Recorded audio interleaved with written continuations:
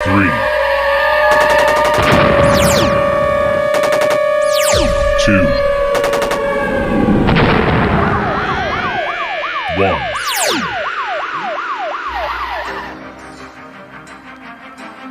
And now, you're tuned into the Navarro-Miller Report, featuring the hottest in news, entertainment, sports, and all those topics for the mainstream audience. The Navarro-Miller Report. Examine your reality. What's up, everyone? Welcome to the Navarro-Miller Report. I'm your host, Dave Navarro. And I'm Jeremy Miller. And it's Monday, Jeremy. It's the beginning of the week. Can you believe it? Oh, don't do that. Come on. It's bad enough that people are coming home from work saying, oh, why is the start of the week always Monday? Why can't the start of the week be Friday and then end Saturday? Seriously. Anyways, I'm a little wired right now, man. I'm totally wired. Dude, Red Bull does give you wings and probably cracking it. I don't know. It's freaking crazy. Like, I'm like tripping out. I'm like, what's that buzzing noise I keep on hearing around here? Anyways, no more Red Bull for this guy. We got a wonderful show for you guys today. We got a few things to talk about. I'm actually live on my Facebook because I met a couple of brand new people over the weekend. I went to an award show with DAVI radio personalities, Matt Grady, L.A. Lim, Davy Davenport. I mean, we all had a great time. Took some pictures. They're all over social media. So, yeah, I mean, we had a great time. Met a few really wonderful people at this award show. So, thank you so much, DAVI Radio, for providing us with good food. They actually had good food, too. It was actually nice. It was catered. Yeah, they actually had really good food there, too. So it was a wonderful show. Had a blast with them. And that's the reason why I'm going live on Facebook, for that reason. So that'll be, hi, everyone that I met over the weekend that's now going to defriend me as of right now. They're like, and we're done. All right. Anyways, is that how easy it is to get rid of you? Wait a minute. Why haven't I tried that? No. It doesn't count for you. You can't get rid of me. I'm like a bad penny with you. I always turn up one way or another. Yeah. It was worth a shot. Well, Joni won't let you get rid of me. I mean, she's tried. I know. Well, actually, you've tried, but she just won't let you. I'll keep working at it. Try. Maybe next year. Anyways, as we've come accustomed to doing here on the Navarro-Miller Report, I tend to play a few TikTok videos. Jeremy has not seen these TikTok videos yet. And, well, let's go ahead and start with the first one. Now, this right here, this situation is a very, very interesting situation that happens with hidden cameras and in public. But in this particular case, when you watch this, Jeremy, I want to know what, after the video, I want to know what you would think or say after, well, seeing what you're about to see. So let me go ahead and put this up here.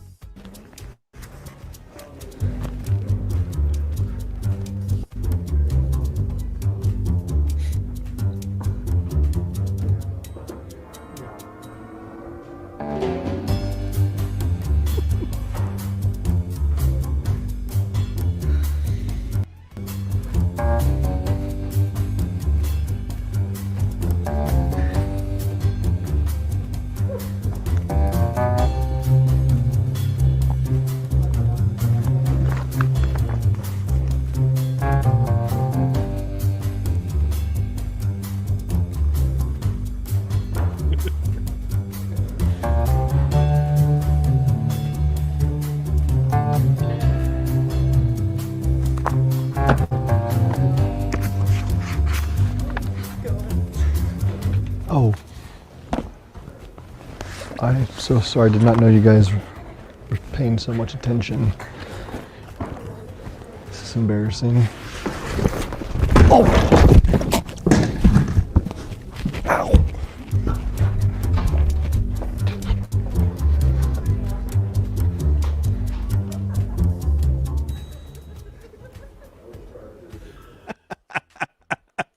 That's hysterical. What's worse is that he trips and falls right as he's trying to get out of there. If you saw a guy reading a book that says how to cope with a massive penis.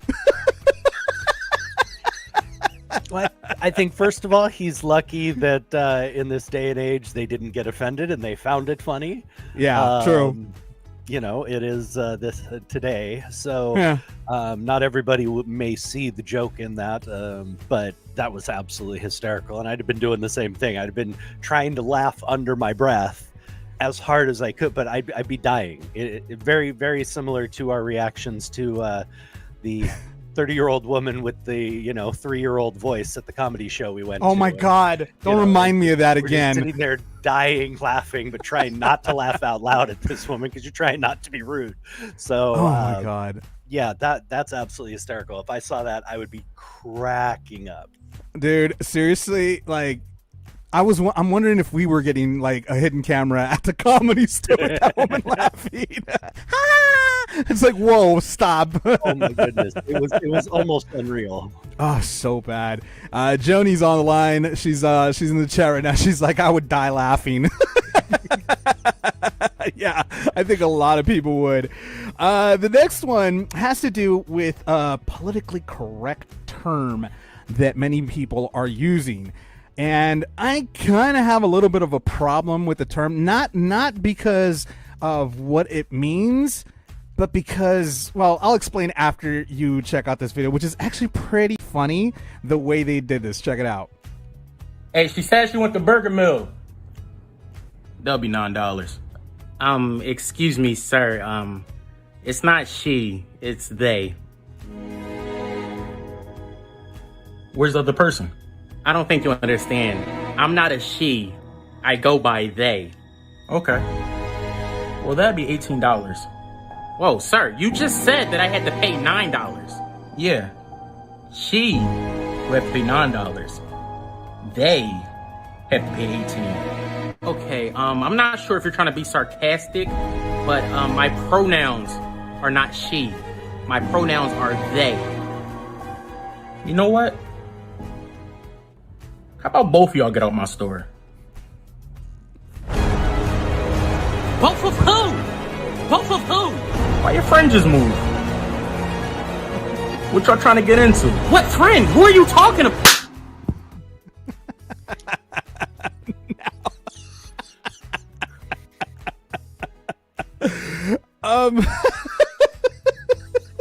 Now, let me clarify this for a second.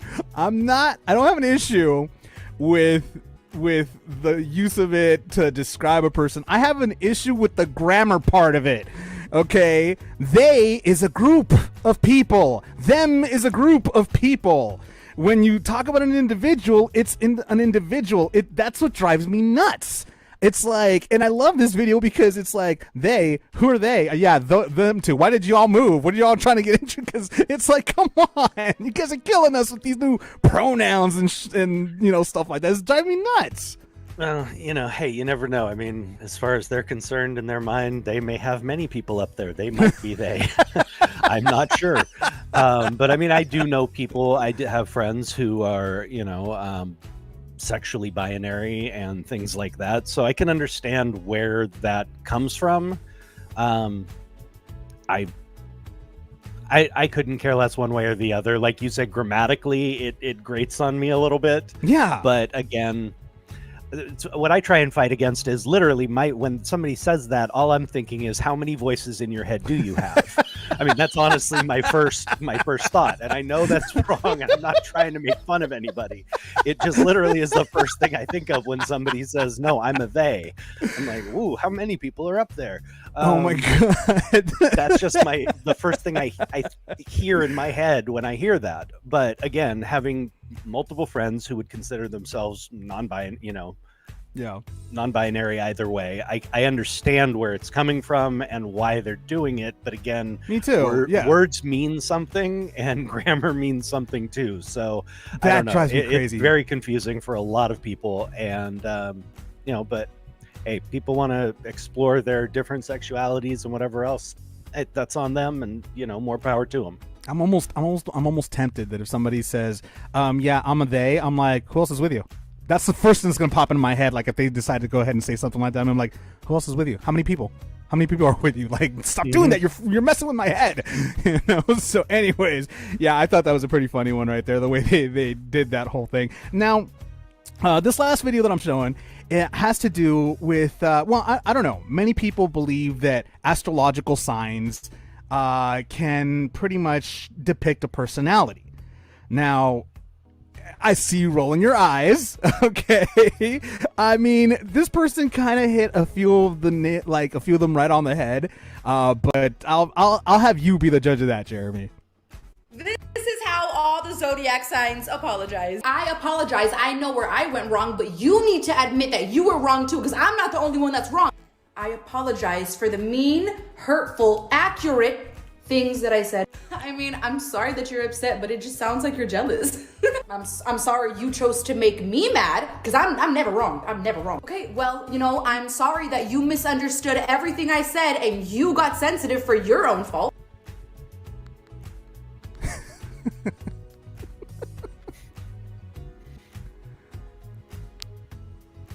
I mean, I said what I said, so now what? I said what I said. I mean, yeah, now I hear you. I just hope that you learned from this situation because you were wrong, not me.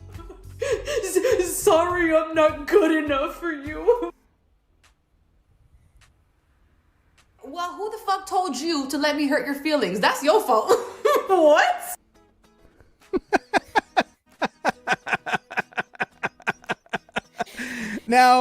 Now, a couple of those, I gotta admit that the Aries one is kind of like what I do. I don't know about the Capricorn one. There's a certain somebody in the feed that might kill me if I say if it's that accurate. And Jeremy, tread softly. I said nothing. I don't put much stock at all into astrological anything.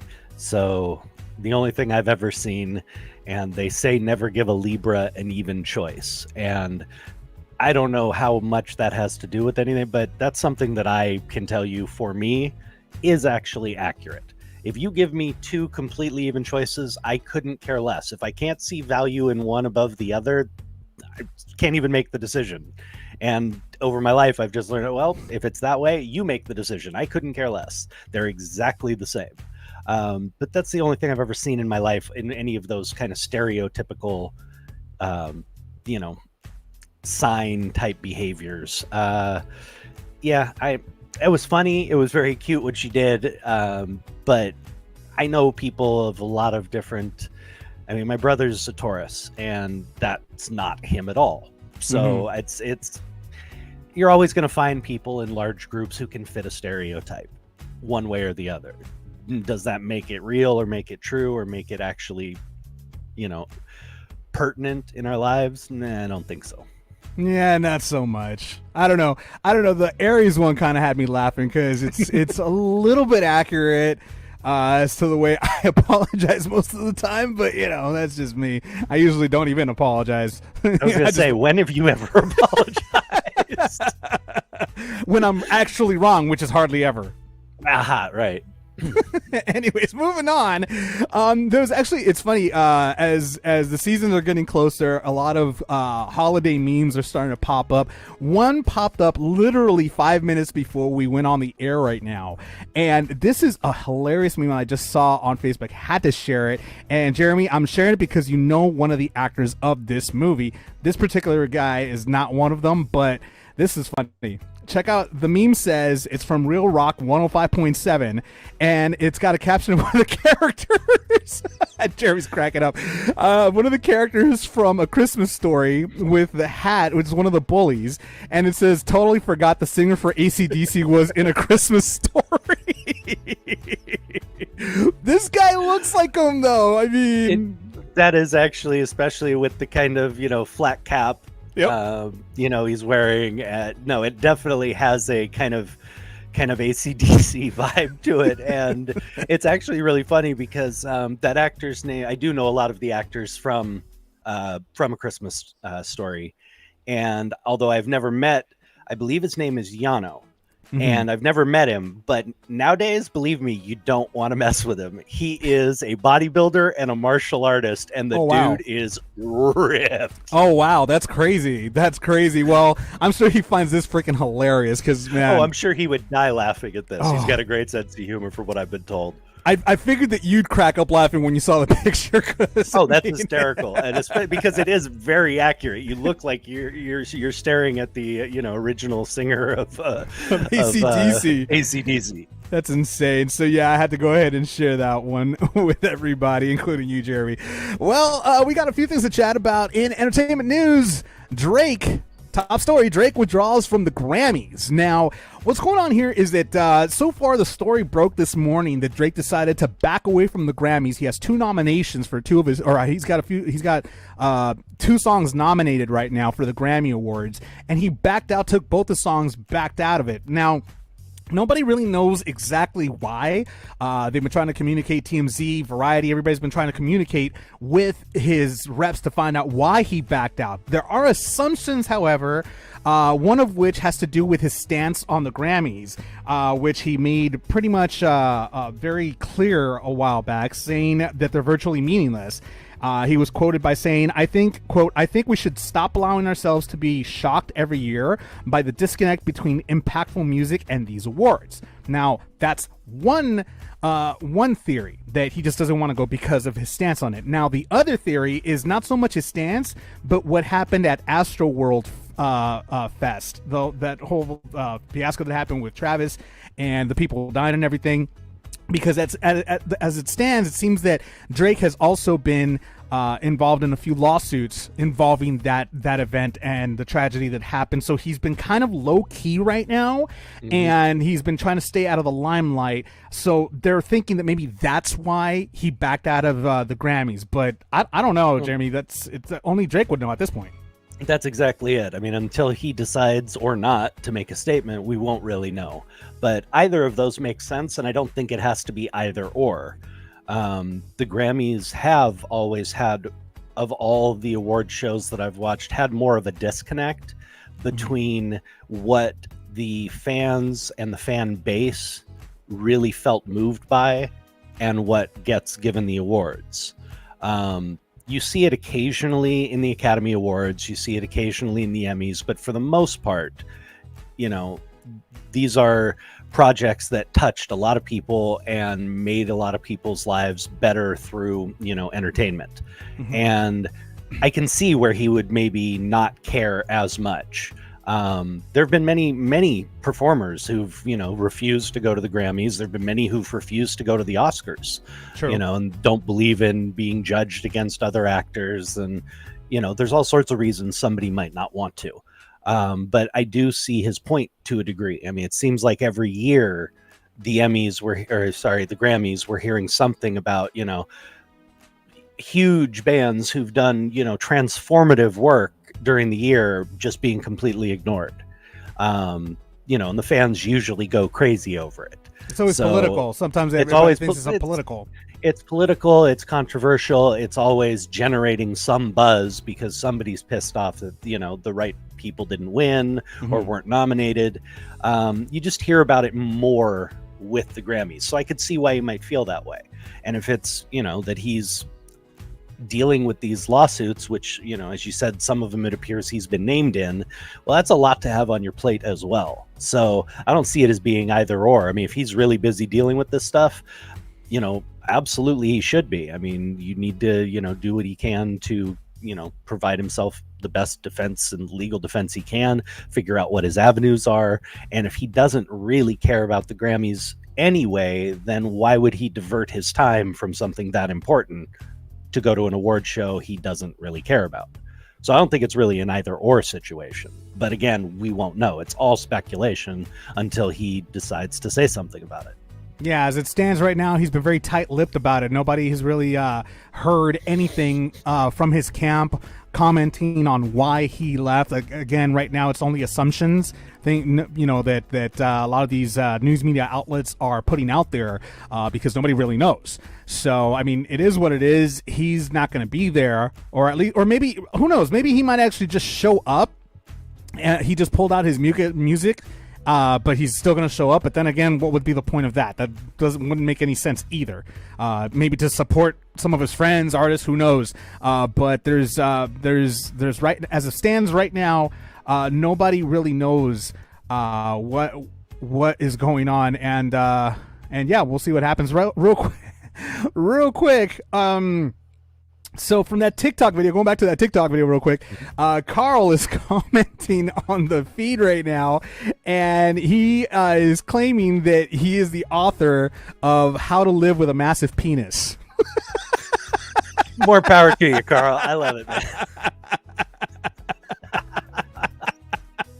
You gotta love. I was waiting for somebody to take that opening. You gotta love the people that our audience, man. They got great personalities. I gotta love that. It's freaking hilarious, Carl. Thanks for that.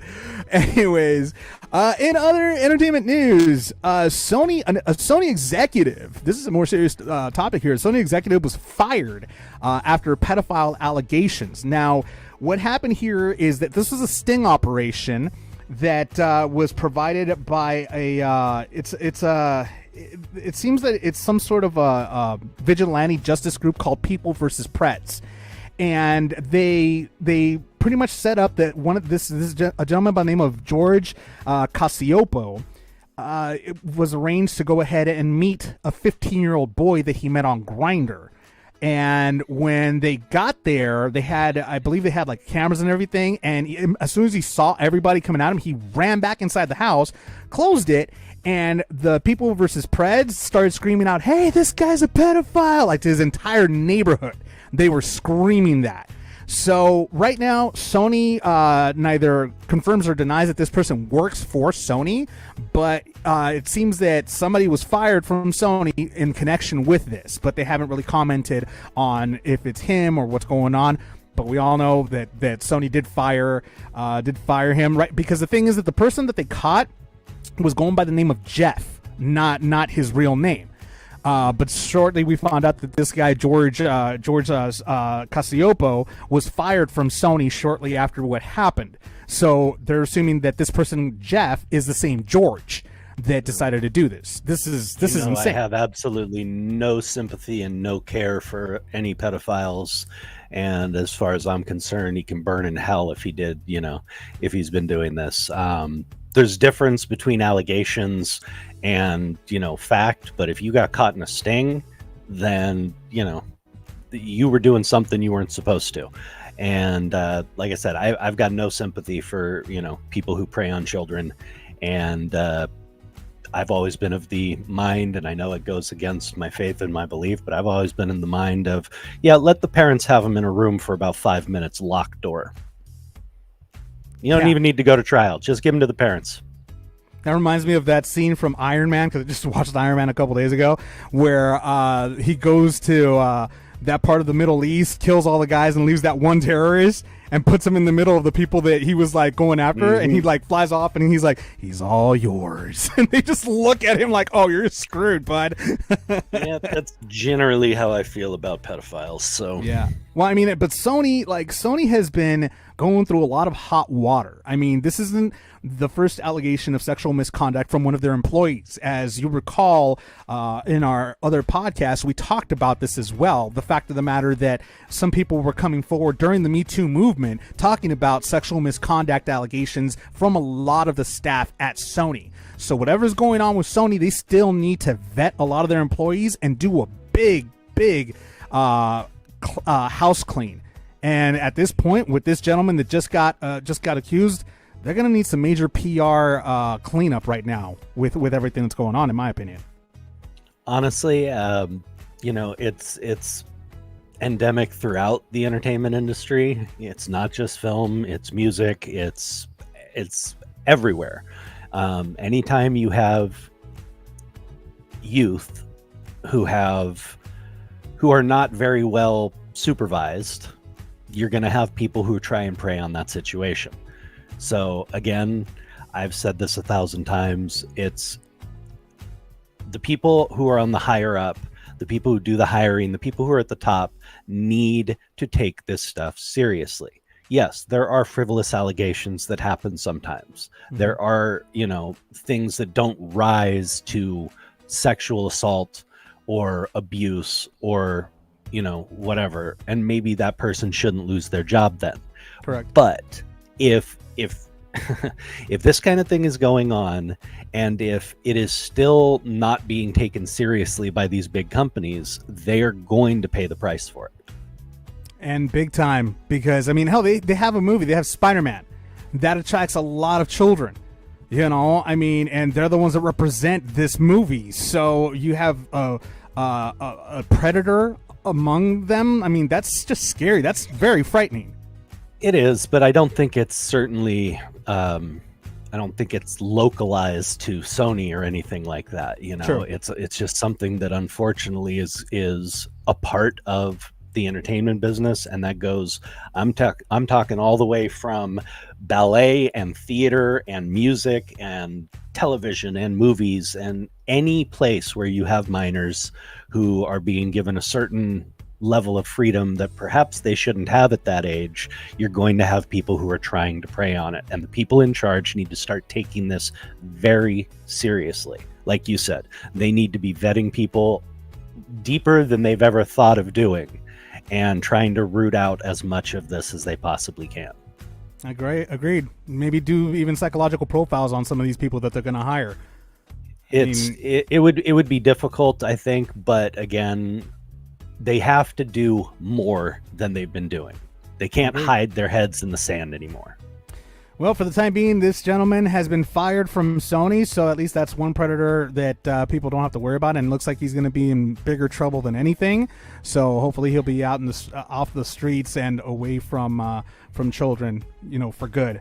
In other entertainment news, director Patty Jenkins drops out of Cleopatra. Now, this news actually happened about a month ago or so, where Patty Jenkins wanted to start doing a brand new, it's going to be kind of a Disney Plus type of series, I believe, or a movie. I don't remember which one it was, but she promoted this idea years ago at a Comic-Con years ago, where she actually shows up in a car and she starts skating, something like that, towards in an open airfield, and she starts talking about how she's always been a fan of Star Wars and things like that. Then she suddenly puts on, you know, the helmet for to get on one of the what are they called, the X-Wings, yeah. One of the X-Wings, nerd, he knew what it was. Star Wars, baby, ask me anything. One of the X-Wing fighters, and she gets on, and after that says Star Wars Rogue Squadron. So it was teased years ago that she was going to start this new series, but it never happened. It was kind of shelved for a little bit because she got busy with other obligations. I mean, she was directing Wonder Woman, then she had to direct Wonder Woman 2. Now she's directing Wonder Woman 3, and she was directing Cleopatra, also both starring Gal Gadot. But now it seems that she's going back, and she's going to go ahead and direct Rogue Squadron. She decided to step away from Cleopatra. She's still going to be executive producer of Cleopatra, but she's going to focus more on Wonder Woman 3 and Rogue Squadron, which, to be honest, I'm hoping it looks like it's a really good idea, in my opinion. I mean, we've gotten the stories of so many Star Wars characters, so many spin-offs for so many Star Wars characters, but nobody's really focused on the ones that police the galaxy, the squadrons, the rogue squadrons that are out there policing the galaxy from evil. So this could actually be a really, really cool concept, in my opinion. Yeah, it really could be. And it's cool that she's taking that on. I hope it comes to fruition and still moves forward. I've always been amazed at the amount of work and energy that directors have to put into, you know, a film or even a TV show. And watching directors do anything else while they're doing it is draining. I mean, I've seen actors who are directing and starring in the film. I've seen them producing, acting, and doing something else with another project on the side. Directors have to put so much in. I'm always astonished that they could be actually working on two different projects at one time, because I've seen what it takes just for one, for what a director really has to put in time-wise and energy-wise into just directing one project. So more power to her. I can understand why she might want to step away and work on, this little passion project of hers and try and bring that to fruition. She's a great director and would have been great to see what she could do with Cleopatra. I'm very interested as well. I love the original, but I want to see kind of how they're going to take it and what kind of updates they're going to do. So more power to her for realizing you can only spread yourself so thin. Well, I mean, in talking about Cleopatra, well, she actually, they found a replacement for her, which is the Falcon and the Winter Soldier's director, Carrie Scogland. Nice. Carrie's going to be taking over for Patty, for Cleopatra. And so far, I don't know if you've gotten a chance to watch the series Falcon and the Winter Soldier, but it's a really good series, very well filmed, very well directed, very well written. So if she's taking over for Patty, I think Cleopatra is actually going to be a really good movie for her to direct, in my opinion. So, yeah, it's going to be epic. I mean, basically, it's going to be following Cleopatra, and her battle against the Romans and the Roman Empire, and of course, Gal Gadot. Seeing her, we all know why you want to see the film. I just want to. What are you talking about? I'm a history buff. I love history. Right. Yeah, that's what. Jeremy, don't act like you know me. You don't know me, okay? You don't know what's going on in here, okay? That's on purpose. I don't want to know. A lot of crazy stuff in here. Anyways, I'm looking forward to all those projects coming up very soon. Patty's Wonder Woman 3 and Star Wars Rogue Squadron, and then we got Carrie Scogland doing Cleopatra. So a lot of good projects coming up. Looking forward to seeing them both in theater, in the big screen and the small screen. And talking about the small screen, looks like we got Charlie Cox is reprising his role as Daredevil. Now, as we all know, Daredevil was on Netflix for only 3 seasons, but Charlie actually believes that towards the end of their run with Netflix, the show actually started picking up, and they kind of got cut out at the knees before they could go further with it and make it even more interesting. Well, it seems that Disney, now that Disney has purchased pretty much all Marvel movies and Marvel property, they're thinking about bringing back Daredevil. When? There's still no idea. Like, they have no idea. They know that Charlie Cox is going to reprise his role as Daredevil, but they don't know when he's going to come back. Now, there's also talk that he actually makes a cameo in the new Spider-Man No Way Home movie. He makes a cameo in that movie. I still haven't seen the movie. Jeremy, I know you still haven't seen the movie either, so I have no idea if he does or if he doesn't. But having Charlie Cox come back as a Daredevil after being doing a cameo in Spider-Man No Way Home, that actually would boost up the Daredevil viewership by a lot. So, in my opinion, I mean, I remember when Daredevil first came out, you told me that it was a pretty good show. But I never got to watch it because I couldn't get past the first season, and now I know why they kind of canceled it. No offense to people involved in Daredevil or anything. It just was very slow for me. Very, very slow start, in my opinion. It was a little slow paced, but it was very gritty. It was very different from the other types of shows they were doing superhero wise. And Vincent D'Onofrio's performance was absolutely legendary, in my opinion. It's one of the things that kept me watching for the first few episodes, since he played Mr. Big or whatever, the bad guy, and it was one of the most chilling bad guy performances I've ever seen in a superhero film. So I don't know where his character ended up by the 3rd season or their last season. I hope if they are doing this, they'd be bringing him back because his performance was amazing. It was one of the more chilling performances for a bad guy in a superhero film that I've ever seen. Well, I mean, it's just we're gonna have to wait and see and find out because again, they haven't said when. when Daredevil will come back. They haven't set a date yet. They just know that Charlie Cox will be reprising his role, and of course that Daredevil will be filmed again. It'll be resurrected again. Like you said, you're hoping that they bring back the character Mr. Big. They also talked about bringing back all the other sub characters as well, his sidekicks, everybody that helped the character of Daredevil. They're hoping that they bring them all back once again for another round with Daredevil. So we have to just wait and see what happens there. In other entertainment news, Colin Farrell is going to play the Penguin. Obviously, we know he's going to play the Penguin in the new Batman movie with Robert Pattinson as the Batman. Yay. Of course, I'm not bitter about that whatsoever, but whatever. I've told you, man, you got to wait and see. Everybody said the exact same thing about Michael Keaton when Danny Elfman's Batman came out. Everybody said, how is Michael Keaton, Mr. Stand-Up Comic, Mr. Funny Guy, Mr.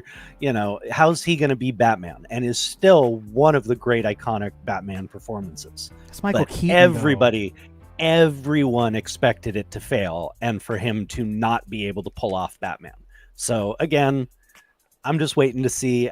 I was one of those who couldn't understand why they had cast Michael Keaton in this. It didn't make any sense to me as a Batman character until I saw it. So I'm reserving judgment on that end.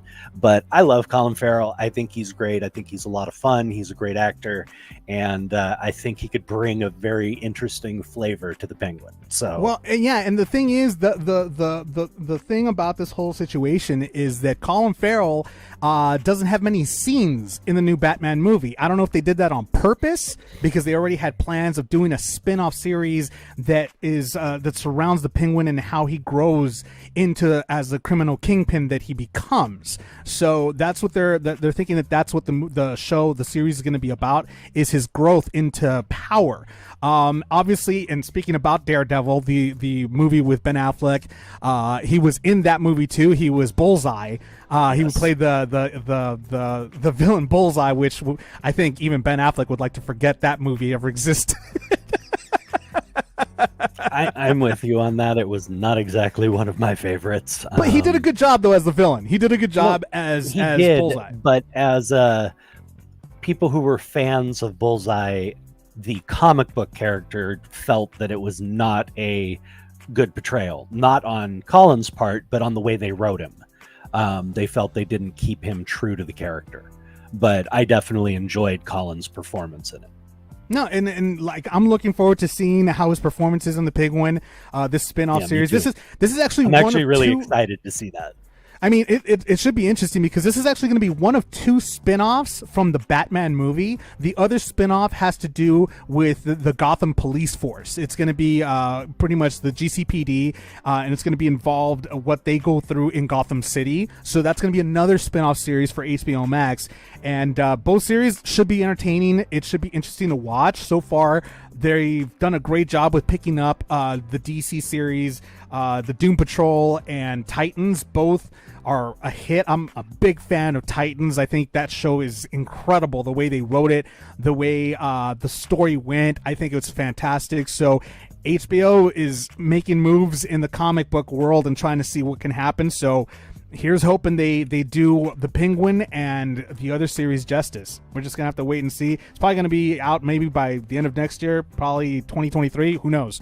They haven't really announced any of it just yet. But what is coming to HBO Max December 22nd, The Return of the Matrix comes back, and that I'm excited to see. I've seen the trailers for it. By the way, just so you know, shout out to Mercy. She was our special guest co-host, actress, singer. She actually is in the Matrix movie, so that's pretty cool. We had one of the characters from the Matrix right here on the Navarro-Miller Report. Very excited for her. Congratulations to her. She kind of kept it a secret for a little bit. We couldn't say anything, but she announced it on her social media. She pretty much burst out. She's like, I've been holding this in. I want to tell everybody, tell the world. So congratulations to her on the new Matrix movie.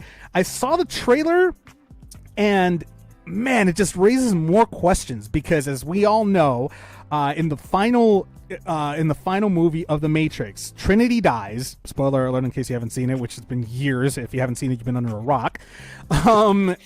basically Trinity dies and Neo gives himself to the mainframe of the Matrix, just gives himself towards them. Now, we see in the trailer, Trinity is alive. And now they've been showing little bits and pieces of it where it's now the roles are reversed. Now Neo has to find her. And she's in one of those egg, like jelly egg things or whatever they found Neo. She's in there now, and now he's got to go find her. So from what I took from this entire trailer is that it's a romance. It's a romance that basically Neo needs to find his soulmate, that he knows that she's there, but he doesn't remember. Like, his memories are gone. So all the trailer did was pretty much bring up more questions than answers at this point. But I mean, it comes out December 22nd. I'm stoked, man. What about you? No, I'm really looking forward to seeing it. From the very first trailer I saw, it definitely intrigued me, and I was very interested in seeing story-wise how they bring it around, how they, bring him back, if they can do that in a believable way. I mean, given when you're talking about a controlled reality, just about anything is possible, as we saw in the first 3 films. But I'm really intrigued to see how they bring it around, and if they can do it in a very organic way, if it doesn't seem forced. But it seems exciting. It looks action packed. I loved the original Matrix. Second one was fun. Wasn't a big fan of the third one. Most people who were fans of the Matrix weren't. They felt pretty gypped on the third one. Yeah, I kind of did, not gonna lie. I'm really intrigued to see those characters now and see how they bring it back. I think that would be one of the most interesting things. I think you can guarantee it's going to be fun. It's going to be action packed. It's going to be interesting. So the only thing that I noticed is that Lawrence Fishburne isn't in this movie. At least I haven't seen anything. So I'm wondering if they're gonna if he's gonna reprise his role again as oh god, I can't remember the character's name. Morpheus. I'm wondering if they're gonna bring back Morpheus. Maybe, I don't know if, like, again, we have to wait and see and watch the movie and see what happens. If this movie at the end is going to be maybe a continuation, maybe it's going to be another franchise to the Matrix movies, and maybe the next one is going to be trying to find Morpheus. I don't know. We just have no idea. We're going to have to wait until December 22nd to check it out. I'm excited for it. That's just the bottom line. In sports, Tyrone Woodley, Jake Paul, part deuce. So it looks like, Jeremy, I could see you're excited about this. Tommy Fury backed out of the fight. It was originally going to be Jake Paul versus Tommy Fury. Hold on a moment. Not backed out. There's a difference between having to pull out with a rib injury and a lung infection than backed out. Forgive me. Forgive my the way I said it. I can tell you right now, there is no Irish traveler in the world who would back out of a fight like this. Very true. They are a prideful people and they love a good fight. So no, and it's gonna be. It would have been a great one, and I honestly think Tommy would have whooped Jake Paul for sure. I really wanted to see it. I don't know. I mean, I don't know how skilled Tommy Fury is as a fighter. We all know how amazing his brother is. I saw some video. Tommy's good. Tommy's good. I mean, I saw some video of him training with his brother and stuff like that. He looks like he knows what he's doing, but I've never seen him in an actual boxing match. I've never seen any footage of that, just some training stuff. Let's just put it to you this way. He's better than Jake. That's not hard. I know. That's why I said it. I mean, but then again, Tyrone has been begging for this fight because he felt that he got cheated the last one. He felt that he won the last fight, and by decision they gave it to Jake. And he's told Jake, he's like, let's do it again. And he actually, Jake, in the ring, he's like, you get a tattoo with my name on it or whatever, then I'll go ahead and fight you again. Well, Tyrone went ahead and did it the very next day. He even took a picture of it. He put his name in the middle finger as a way to make. Jake told him to get a tattoo on his body. He didn't say where, so he's lucky he didn't do it a little south. I was gonna say, yeah. So, but Tyrone, he kept his end of the bargain. Jake did not. Jake actually said, no, that doesn't count. You know what? Blah blah blah. My question here is, did Jake back out of this agreement, this verbal contract, because he's scared that he knows Tyrone almost got him. I watched the fight. Tyrone almost had him. It was very close. And I think I agree with Tyrone that he got gypped. He got robbed. So I'm assuming that because nobody has ever been able to go up against Jake Paul for the full, 5 rounds, something like that. Nobody's been able to do that. Tyrone, he was able to do that. Easy. And Jake was already gassed towards the end of the few rounds. So I'm curious whether or not Jake is actually scared because he knows that this guy's probably the only one that can knock him out or gas him enough that he could beat him and, put that loss in his record already. Or is he just thinking, you know what, this is not going to be a draw. It's not worth it, blah, blah, blah. But either way, Tyrone got his wish and he's now going to face Jake Paul. In my opinion, I think Tyrone might actually beat him this time around. Well, I hope he stayed in shape. I hope he's been training, and I hope he's ready to go. He's taking a fight on very last minute, and if he hasn't been training just as hard as he was before, we may not see a different outcome. But again, this goes to kind of what I said before about two football teams playing each other for a second time. Fighting a fighter a second time, especially one who may have had your number, professional fighters know how to adapt and adjust. Mm-hmm. Okay?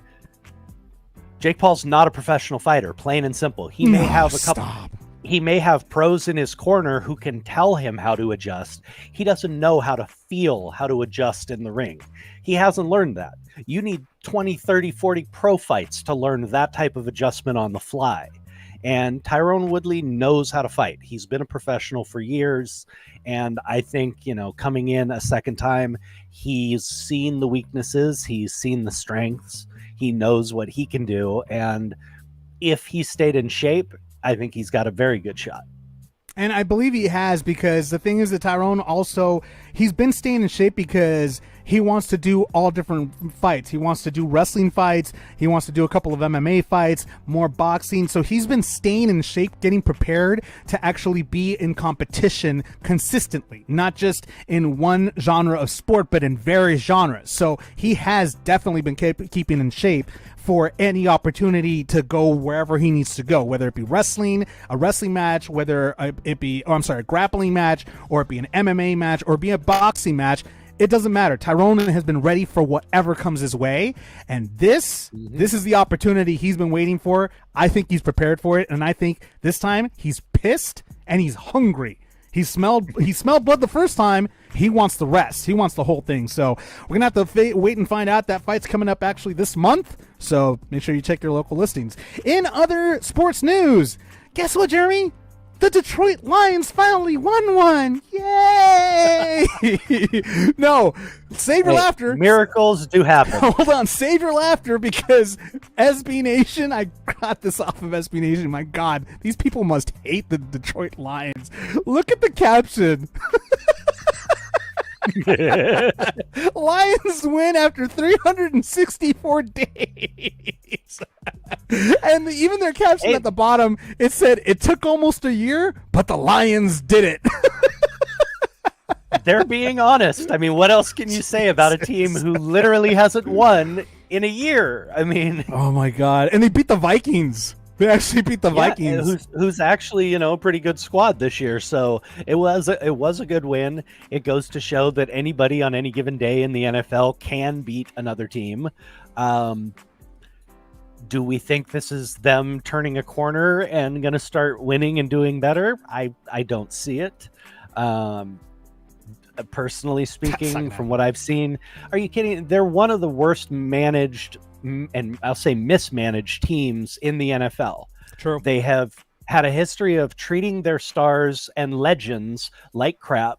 True. Alienating them, not paying their players properly, not bringing in proper talent. Yeah. I mean, these are the same people who had no offensive line, no defensive line, and drafted a wide receiver with the first round pick 4 years in a row. Well, they drafted more than what the Green Bay Packers did. Instead, we got a freaking quarterback instead of a wide receiver, what we needed. That's for another story. Not going to get into that one. That's a sore subject for me. But hey, you guys won. I'm happy for you. Yay! You know, it gotta suck big time losing for that long. So Tell me about it. Tell me about it. You guys did it. Yay! But the cool part is that at the end of the game, they actually dedicated that win to the Michigan shootings, to the victims of the families of the Michigan shootings. So that was really nice of them to go ahead and dedicate that one win for them. You know, give them props for at least doing that. Who knows? I mean, like I said, I spoke with somebody that was actually that's actually a Detroit Lions fan, and they basically said, this season is a squash. This season's complete squash. It's done. For me, it's a year of rebuild. They're rebuilding. They're going to start rebuilding next season anyway. So it's kind of like the same thing what's happening with USC. It's a rebuild right now because you guys have a brand new coach, and so there's a rebuild going on there. So it might take some time, but eventually they will. They might actually have a decent team. I doubt they will. I doubt Detroit will, but it is what it is. We're just gonna have to wait and find out next season. Yeah, I mean, that's all we can do. But I mean, if history tells us anything, they, even when they've been good, they're not that good. They never build around their stars. They never give the players who can lead them to a championship what they need around them to get there. So unless that changes, their best hopes are what, a first round playoff loss. I don't see them getting a heck of a lot further until they learn, to build around their stars and to treat their legends properly. I mean, Barry Sanders quit with years on the contract, years on the legs. Could have kept playing for another 3 or 4 years easily. Calvin Johnson, same thing. Two of the greatest players. Stafford, they had a very talented quarterback in their roster, and he's the most recent one that left. Yeah, and again, they never built around him. All he ever had was Megatron, was Calvin Johnson. Yep. And then even that ended very quickly. So until they learn to, actually value the people who get them the wins, I don't see much changing. Likewise, who knows what's going to happen? I mean, at this point, they won one, and they're actually still qualified for playoffs. Funnily enough, they actually somehow still qualify for the playoffs somehow. I have no idea how that happened. But one thing's for sure, they do qualify for first round draft pick for next year's draft. Because I think they're in last place, right? They have to be in last place. Actually, it's going to be between them and Jacksonville again, I believe. And I heard Jacksonville, they just had an injury, a major injury too, to one of their players. So I'm not really sure what happened there, but I heard something about that earlier. But yeah, we'll just have to wait and see next season. But talking about, we were talking about college, about USC and everything. There's something going on in college football. Mario Cristobal is going to Miami. Say the name right, Jeremy. Don't Mario do Cristobal. That. Oh my God. It's like nails on a chalkboard. Mario Cristobal. Te voy a enseñar español, okay? Speaky Spanish, okay? Anyways, what's going on there with him going to Miami? Basically, after, kind of an up and down year for Oregon, in which they kind of floundered near the end and took a couple of hard losses, fell out of the national championship picture. Mario Cristobal has decided that it's time for a change, and the head coach is going to be the new head coach at Miami. It's an interesting move. A lot of the pundits seem to think it may be a very good fit for him. It seems kind of like a lateral move to me. I mean, Miami hasn't been the power that they were in the 80s and 90s in a very long time. It's not exactly one of the most, one of the top premium football jobs in the country anymore. Now, can he build them back? Yeah, maybe he can. He's a very good coach, but it seems like you're going from, it just doesn't seem like you're going to a better situation to me. Maybe I don't know enough about it, but it seems like he's in a very similar situation to, being over at Oregon. Well, I mean, it's one of those things where, like I said, like I've been talking about, I mean, remember how we talked about that there's been a major shakeup in the NCAA right now as far as football is concerned and coaches. There's been coaches, I mean, look at Brian Kelly leaving Notre Dame after he said he wouldn't, after he pretty much said up and down, no, I'm not going anywhere. He leaves to LSU. So, I mean, but in essence, we do have a better coach that came in. We have I can't remember his name right now. My God, my mind's blank right now. He's a brand new coach for Notre Dame. It's gonna drive me crazy. He was with Oklahoma. No, he was their defensive coordinator. He was Notre Dame's defensive coordinator. Yeah. He's a young, up and coming coach, and again, which I wish we could get to the point where this isn't a part of the topic, but this will only be the second coach of color in Notre Dame's history. And after the way they treated Ty Whittingham, the guy who came over from Stanford to coach at Notre Dame, the board basically ran him out, never gave him a chance to win, never gave him the resources he needed. I thought it was a very good move, a bold move on their part, and it shows that they're not just recycling the old names. They're looking for somebody new and exciting who can really help grow the program. So as this will be probably one of the only times you will ever hear me say it, but much props Notre Dame, because that was a great hire. He's a very, very strong up and coming coach. And I was really impressed to see, Notre Dame do that. I'm so happy that we record everything on here. Oh, you'll never hear it again. That's why I'm happy that we're recording this, because I'm going to go ahead and play this over and over and over again as I sleep. I'm like, props Notre Dame, as I'm sleeping. I'm like, he said that. Anyways, in other sports news, another one. Again, there's a major shakeup in NCAA right now. We have Brent Venables taking over Oklahoma. That's a big game for Oklahoma right now. It is. It's a very good hire. Brent Venables has been one of the top defensive coordinators in the league for years now. He coached under Dabo Swinney at Clemson for 13 years. In those 13 years, 7 or 8 of those years, his defenses have been in the top 5 defenses in the country. And I don't think he's been out of the top 10 defenses in the country his entire career there. He's a great defensive-minded coach. The players love him, and it's a big hire for Oklahoma. They took a big loss losing, Lincoln Riley to USC, and for them to step up and grab a really solid coach. Now, he's never been a head coach. We'll see how he manages we do know there's some transition there that some people don't always transition well, but he has the respect of his former players. He has the respect of his former head coach, who's been singing his praises for years and telling people that, this guy needs to be a head coach somewhere. So it's a great pickup for Oklahoma.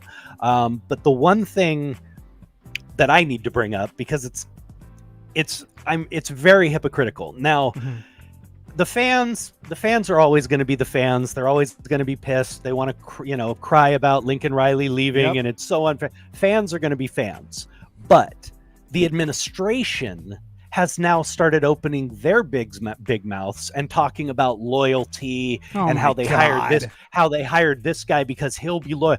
This is the same school that just screwed over the Big 12 and is leaving for the SEC because they got more money.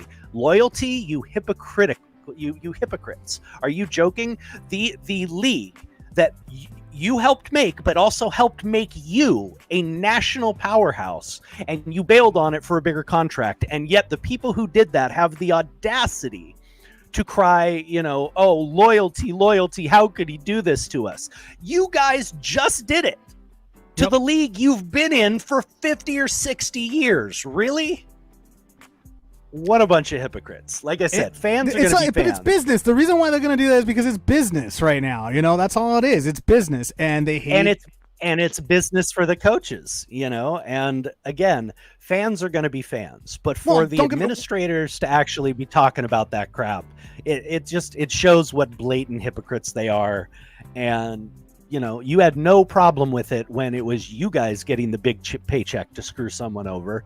But as soon as you get screwed over, oh, I want to cry about loyalty and how unfair it is. I think that's how it is with everything. I think that's how it is with everything, though. I mean, when you don't get your way and you see that it's going to cut into your pocket, suddenly, loyalty comes into play. And that's just something that most people end up doing in this, particularly in this situation where they see that it's going to be hurting their pockets and they can't do anything about it. So they have to go ahead and complain. They have to cry. Again, you said fans will be fans. Again, going back to Notre Dame, a lot of fans and a lot of media saying they're criticizing Brian Kelly because he said he would never leave Notre Dame, and now he gets the opportunity. The paycheck was there. He took it, went to LSU. So a lot of people are criticizing for that.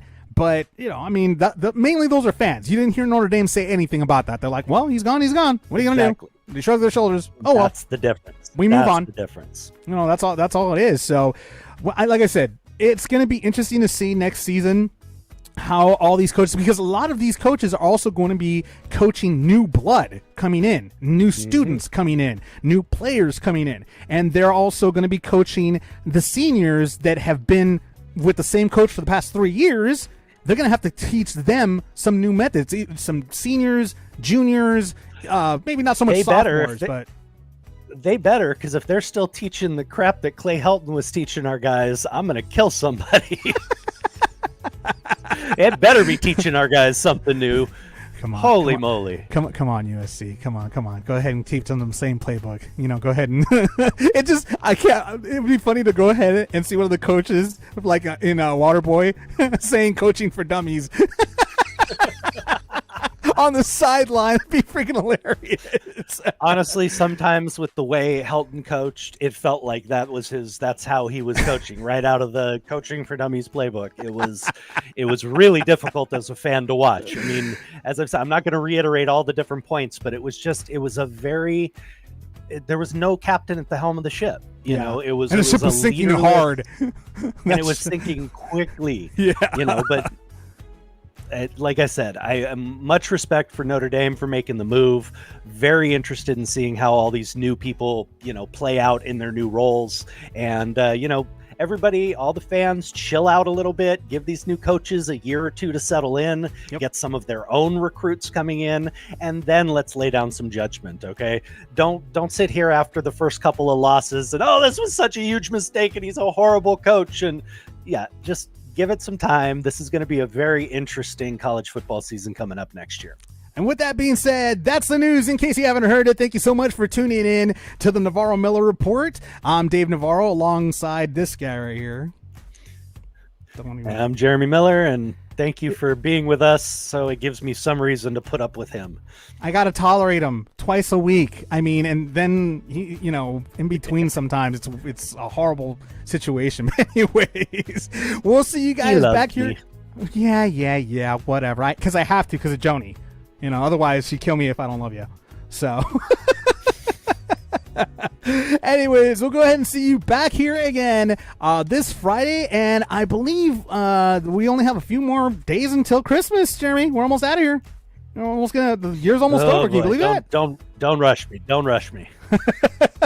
Well, I for sure, unfortunately, will see you on Friday, and we will definitely go ahead and see the rest of you on here as usual on Friday. Thank you so much for watching. We will see you next time.